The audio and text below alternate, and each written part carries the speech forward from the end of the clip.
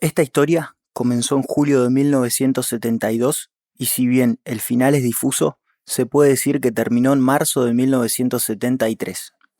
El escenario, General Roca, por aquel entonces una pujante localidad de la provincia patagónica de Río Negro. El protagonista fue el pueblo de esta ciudad y el antagonista Roberto Requeijo, un militar que oficiaba de gobernador interventor de la provincia. El pueblo, por supuesto, ya estaba acá, pero ¿cómo llega Requeijo a esta historia? Para esto nos tenemos que remontar hasta 3 años antes del Rocazo. Recordemos que por aquellos años el país se encontraba bajo el mando de una dictadura militar, por lo que los gobernadores no eran elegidos por el voto popular, sino puestos a dedo por el gobierno nacional, también militar.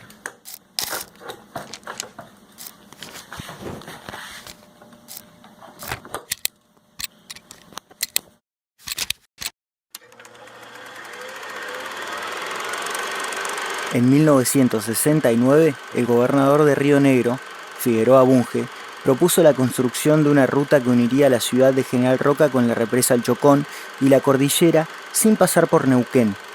Esto provocaba que tampoco pase por la ciudad rionegrina de Cipolletti. A partir de esto, se produjo un levantamiento popular llamado el Cipoletazo, que a su vez terminó con el reemplazo del gobernador. En el cargo es designado Roberto Requeijo, un general de brigada oriundo de Buenos Aires.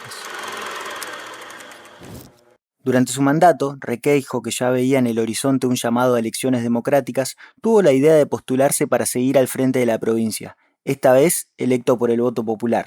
Si esa era las épocas era la época que se estaba pergeñando el GAN, el Gran Acuerdo Nacional con la NUCE.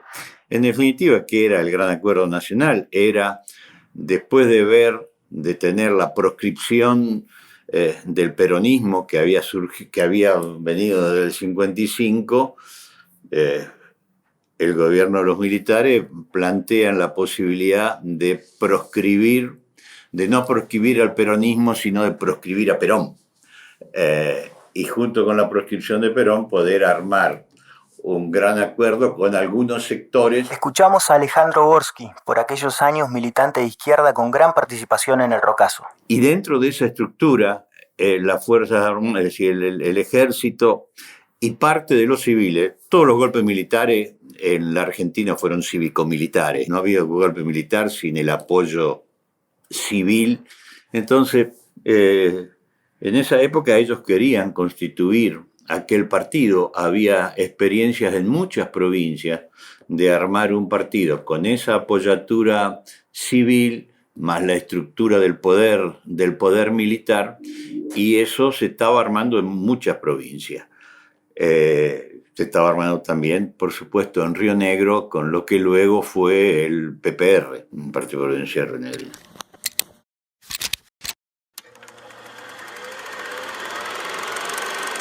Por aquel entonces, Roca era la localidad más importante de la provincia. Tenía importantes cámaras empresariales, colegios profesionales, banco y el diario más leído en la Patagonia, El Río Negro. La dirigencia política roquense era también la más influyente a nivel provincial. Requeijo vio en la idea de posponer a Roca en sus decisiones la posibilidad de afianzar su poder en el resto de las localidades. El ejemplo más significativo y el detonante del Rocazo fue la orden de Requeijo de dividir la circunscripción judicial de General Roca y crear tribunales en la ciudad de Cipolletti. Hasta ese entonces en la provincia existían 3 circunscripciones, la de Viedma, la de General Roca y la de Bariloche.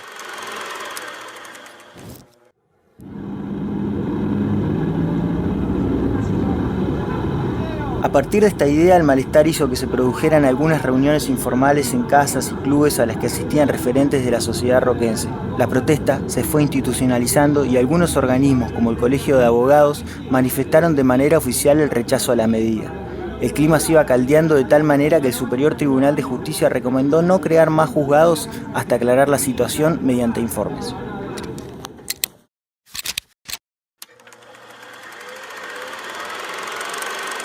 El intendente, Pablo Fermino Orejas, que había sido designado por el mismo Requeijo, presionado por el pueblo, convocó una reunión ampliada en la municipalidad. Esa reunión fue el 3 de julio y al lugar llegó mucha más gente de lo que se esperaba. La reunión se descontroló y el intendente terminó renunciando. El pueblo acéfalo convocó una asamblea para el día siguiente, sería en la Plaza Central, pero debido al estado de sitio se tuvo que hacer en el Club del Progreso. Es desbordado el Club del Progreso, ¿no? Estaban en la calle quedó mucha gente afuera. Fue una asamblea muy acalorada, de mucho fervor, de quienes manifestaban esta preocupación con cierto apasionamiento, ¿no? Y una gran bronca contra Requeijo. El enemigo público número uno era Requeijo.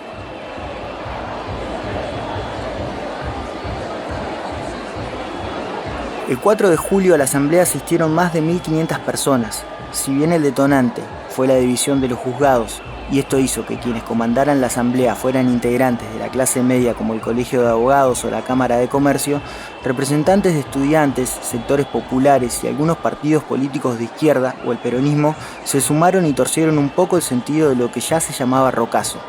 Aparecieron otras consignas que sobre todo iban contra el gobierno militar. Tony Balmaceda, estudiante, docente y gremialista, también de gran actividad en el rocazo, explica esto. Mirá, podríamos decir que esta convocatoria que hace la CAIC y el Colegio de Abogados parte de una preocupación, un gran malestar que había generado el saber que se creaba el juzgado civil de instrucción laboral, es decir, un multifuero en Cipolletti, ¿no? Lo que significaba el desmembramiento de la circunscripción judicial, que hasta ese momento era Viedma, Roca y Bariloche, ¿no? Sería una cuarta circunscripción. Y esto generó mucha preocupación. Era una preocupación sectorial, por supuesto. Afectaba al Colegio de Abogados, pero también afectaría evidentemente a los empresarios, a los comerciantes, porque era un volumen económico también de renta que se consigue a través de esta actividad. Pero era difícil hacer que ese problema específico de un sector fuera adoptado por todos y tomado como un problema general de la población. Alejandro Gorsky coincide y dice que si es por el sentido detonante del conflicto, el rocazo podría haber sido una carta de electores. Aquellos que opinan que el rocazo fue fue ocasionado porque se quiso establecer una nueva circunscripción judicial, me parece que soslayan, ignoran el sustento que había de 6 años de dictadura, de proscripción del peronismo, de proscripción de Perón, de dificultades o imposibilidades de canalizar y expresarse políticamente. Bueno, todas estas son los sustentos fácticos que hacen la posibilidad de que algún estallido o hecho detonante trascienda lo que es el movimiento de una carta de electores y se transforma en un movimiento popular.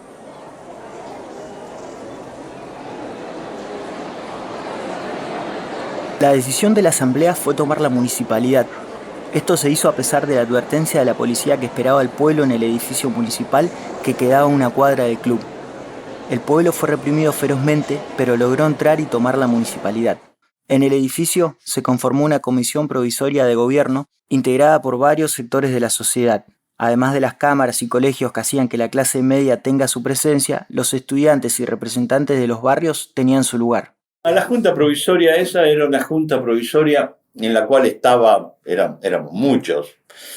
Había representantes de colegios profesionales, representantes de la Cámara de Industria y Comercio, había representantes de algunos partidos políticos, había representantes de la juventud, había representantes de algunos barrios. Yo era representante de la juventud, creo.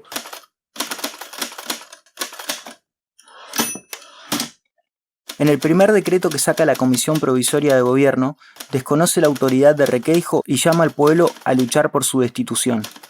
Además, la Asamblea declara que mantiene diálogo con el gobierno nacional, pero no con Requeijo. Tony Balmaceda marca una diferencia entre los distintos representantes que integraban la Comisión Provisoria. Bueno, esto habla también de cuál era el espíritu que había en ciertos sectores de la comisión provisoria, porque hablamos ahora de una comisión provisoria amplia. La comisión provisoria nuclear, ¿no?, que tiene que ver con la élite del comienzo, esta en realidad reconocía como interlocutor a Nación y a los militares, pero no a Requeijo, ¿no? En cambio, nosotros, por ejemplo, los jóvenes docentes y estudiantes, ¿no?, decíamos, no, nosotros estamos en desacuerdo con el gran acuerdo nacional de la NUNCE y estamos en contra de la dictadura.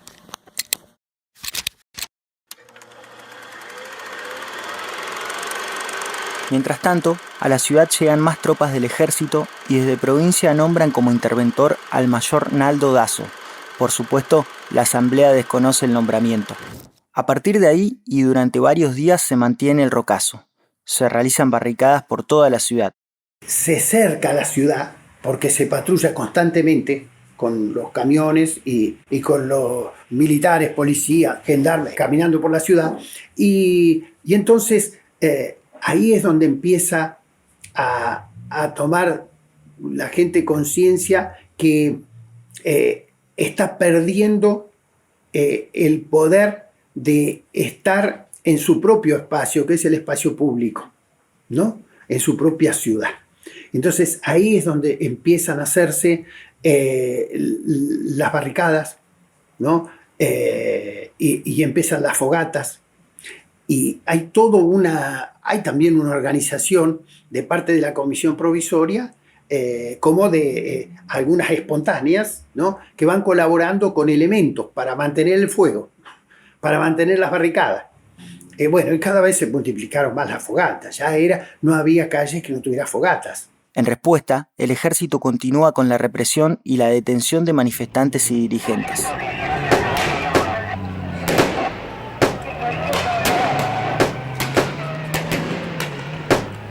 Un elemento que agrega mayor enardecimiento y bronca son las detenciones.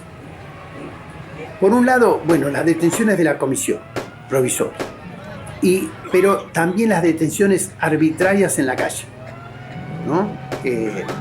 Cualquier persona que iba en dirección a su trabajo, o estaba parada en una esquina, o estaba manifestando, pasaba un camión, celular, lo cargaba y se lo llevaba. Estaban los camiones del ejército y nos llevaron ahí a los camiones del ejército. La docente Edith Fernández, quien montó una barricada junto a sus estudiantes, fue la única mujer detenida durante el rocazo. Y a nosotros nos llevaron a la alcaidía. Y ahí había una fila doble de policías y soldados. Y por el medio de esa fila doble nos hicieron pasar. Y nos escupían, nos pateaban cuando pasaban, ¿no? Y nos escupían.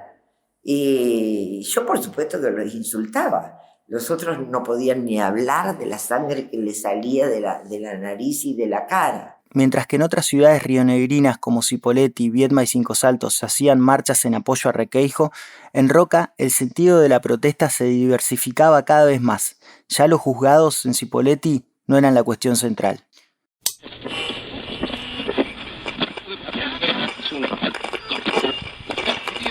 Uno de los sucesos más importantes que ocurrió durante los días del rocazo fue la intervención por parte del ejército de la radio local LU18. En respuesta a esto, surge la radio Roca Libre, que se emitía clandestinamente desde distintos lugares en los que secretamente se montaba. Ana Bertoni, compañera de Lalo, locutor y creador de Roca Libre, cuenta esto. Habían decidido en ese entonces hacer una creación de una radio clandestina que se llamó Roca Libre. Y entonces emitían comunicados. Al principio eran a las 12 del mediodía y a las 21 horas. Y después se fue haciendo, era cada media hora. Ya los últimos días, pues Lo veíamos que avanzaban y avanzaban y avanzaban, entonces Roca Libre también avanzaba. Y los militares, obviamente, sabían que había una radio clandestina, pero lo que pasa es que, bueno, estaba estratégicamente tan bien puesta la antena que nunca pudieron descubrir dónde estuvo esa antena. Nunca. Sí, no, esa radio se iba moviendo, sí, se iba moviendo. Esta historia me toca de cerca. Roca Libre estuvo montada en la casa de mis abuelos. Mi padre, Ernesto, nos lo relata. Cuando pasaron unos días, bueno, la cosa se estaba complicando, la represión se había vuelto realmente muy dura y estaban persiguiendo la radio Roca Libre. Y bueno, la anécdota es que un día al mediodía estábamos por almorzar, papá, mamá, mi hermano Hugo y yo, y tocan el timbre en casa y eran los hermanos Bertoni. Los hermanos Bertoni eran el corazón de esto de la radio Roca Libre, los que le instalaban, los que le impulsaban. Y vienen con la novedad de que estábamos muy perseguidos con el tema de la radio, y la única manera que había de que no la detecten es estar en la misma manzana que el EU18. El EU18 en ese momento estaba a la vuelta de casa, y entonces le venían a pedir a papá si podían instalar la radio, no en casa sino en el estudio. Papá le dijo que sí, que tenía una habitación atrás, que la podían ocupar. Así que bueno, unos cuantos días después estuvo transmitiendo desde el estudio de papá. O si no, decían, bueno, a las convocatorias, decidían a qué horas se hacían los encuentros en la plaza, entonces por esa radio se difundía. Radio Roca Libre marcaba el ritmo para oponernos a todo lo que estaba pasando. Radio Roca Libre daba todas las directivas, digamos, como para que podamos estar organizados ante la represión y en todo el ambiente que había. Así que fue realmente muy importante y la gente lo recuerda con mucho cariño porque, bueno, fue la nota distinta. Así que con gente realmente comprometida, ¿no? Y que se estaba jugando el pellejo.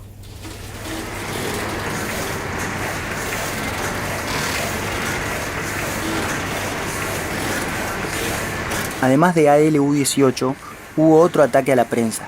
El 11 de julio, el ejército ordenó al diario Río Negro que toda información relacionada con el Rocazo debería pasar previamente por la censura militar. El director del diario, Julio Ragneri, se encontraba detenido, por lo que su hermano Norberto decidió no publicar el diario en esas condiciones. Desde Buenos Aires intervinieron CIP y ADEPA, y varios medios de todo el país se solidarizaron con el Río Negro. Todo esto logró que 2 días después el diario se vuelva a publicar sin pasar por la censura militar.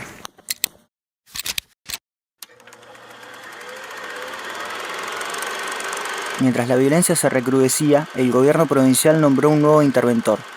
Esta vez un roquense, el policía Napoleón Vega. Esto provocó otro paro tanto en comercios como en las escuelas. Si bien ya se venían haciendo, se suma a la forma de protestar el cese de pagos de impuestos provinciales.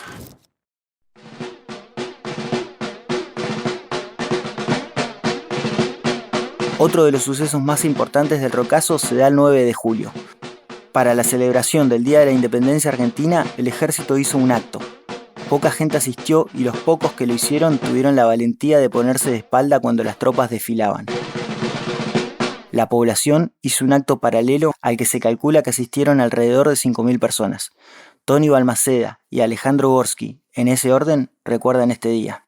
El 9 de julio fue una fecha clave porque era el Día de la Independencia, festejando el Día de la Independencia en una localidad que estaba sitiada por el ejército, por un ejército que representaba a una dictadura nacional y provincial, y se sintió la necesidad de hacer un acto cívico, patriótico, separado del acto programado por las autoridades militares. Y luego de eso fuimos, y yo fui el que me subí al mástil, bajamos, bueno, hablé varias veces ahí, pero en ese momento me acuerdo que era algo así como que bajamos la la bandera que habían izado las fuerzas represoras y la cebíamos en nombre del pueblo, en un hecho de una de trascendencia singular, digamos, porque significaba una oposición popular a las Fuerzas Armadas que estaban ahí. Al día siguiente, el presidente Lanusse declara la zona como zona de emergencia. Todas las autoridades quedan bajo la órbita militar y el pueblo queda sujeto a los tribunales militares. La pena de muerte era una condena posible y se prohíben las manifestaciones. El pueblo debía volver a sus actividades.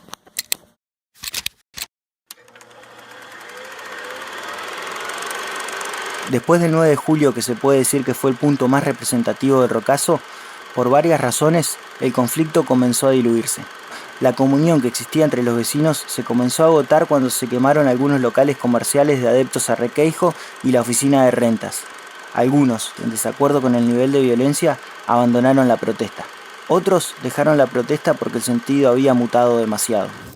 Sí, al final no llegamos todos los que habíamos empezado. Es decir, se había sumado mucha gente y había muchos que habían comenzado y dijeron, esto no sirve, y había algunos que inmediatamente estaban negociando formas de acuerdo con los jefes militares que habían venido, y cosas que ellos acordaban no eran imposibles de poder llevarlas a la práctica. Digamos, desactivar la protesta por un acuerdo de su naturaleza era imposible, era tan inorgánico que era imposible. El 18 de julio, otra vez se cambia el interventor municipal, otro roquense. El coronel Palicetti se hace cargo. Pero la noticia más importante es que ese día se levanta la zona de emergencia.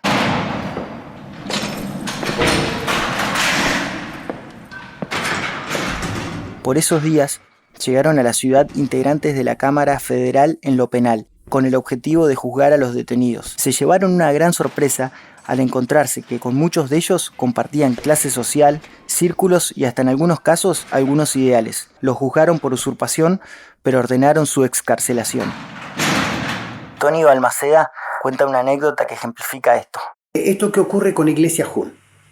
Iglesias Jun, un abogado en ese momento que después va a ser miembro del Superior Tribunal de Justicia, pero él en este momento, abogado, miembro de la Comisión Provisoria, es interrogado por Munilla Lacasa, un juez que era miembro de esa Cámara del Terror. Este personaje que viene lo entrevista a cada uno, contaba a Iglesias Jun que cuando lo interrogan, le dice, bueno, ¿y usted? Usted es abogado. ¿Qué abogado se eligió para que lo defienda?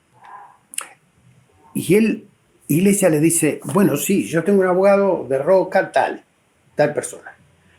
Y después, de Buenos Aires, tengo a Eugenio Aramburu. Cuando oyó esa palabra, hizo retirar, contaba Iglesias, hizo retirar al policía que estaba ahí, cerró la puerta y le dice, ¿de quién me está hablando usted? ¿De Eugenito Aramburu? Esto estaba indicando que tenía un vínculo social, no sé por qué, pero indicaba también que él tenía algún vínculo especial con este personaje que hace que este hombre, el juez, se pregunte y le diga, pero yo pensé que ustedes eran comunistas, ¿no? Finalmente los juzgados no se crearon en Cipolletti, por lo menos hasta algunos años después. El 19 de julio se produjo la liberación en masa de los detenidos. Fue una sensación especial y realmente emotiva, que fue el momento de la liberación, ¿no? Porque la gente se agolpó en multitud frente a la alcaidía, pero era una gran multitud, miles y miles de personas estaban gritando, haciendo cánticos por la liberación. Salimos y fue una gran algarabía, ¿no? ¿Pero liberan a todos juntos? Sí, a todos juntos. El 20. Sí, Ese no, el 19. Pero para estar acorde a la época, a este levantamiento le faltaba un muerto. No fue durante esos días, fue durante lo que se llamó el Rocazo II, cuando Requeijo llegó a Roca como candidato y varios vecinos se juntaron a protestar. Una bala, disparada por la policía, rebotó en un portón y dio en el cuello del joven Agustín Fernández, conocido como el TIN. El tinte democrático, que se vislumbraba en el horizonte, quedó opacado por esta muerte.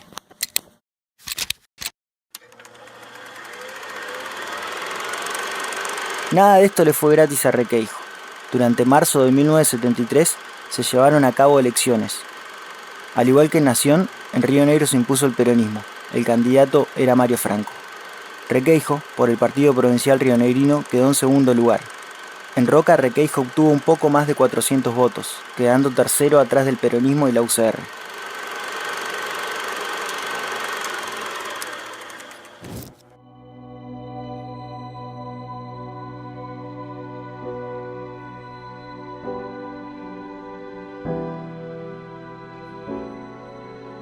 El Rocazo sirvió para que, si hiciera falta, el pueblo se dé cuenta de lo que logra estando en la calle. Yo creo que sirvió para poner en práctica la capacidad de resistencia y tolerancia que tiene un pueblo frente a situaciones de opresión que están afectando los derechos humanos, civiles y políticos básicos, ¿no? Como significaron las dictaduras. Cuando Los pueblos se sublevan es porque realmente están sometidos y mal sometidos en todo el sentido de la palabra. Fue una defensa de los derechos de los roquenses, de poder manifestarnos y de poder decir: acá estamos defendiendo a nuestro pueblo, a nuestra ciudad. Si bien se hizo con una intención que en un principio fue impedir que se creara la circuncisión judicial, el juzgado en Cipolletti, se logró. Pero creo que se logró más que eso. Esta era una demostración de que, aún inorgánicamente, el accionar colectivo en la calle logra cosas tan importantes como esta. El Rocazo sirvió para que el pueblo tome conciencia de su poder. A 50 años del Rocazo, en Roca, un cuadro con una foto del conflicto reza una frase que resume un poco esta historia. ¿Se acuerda Requeijo? El pueblo no lo olvida.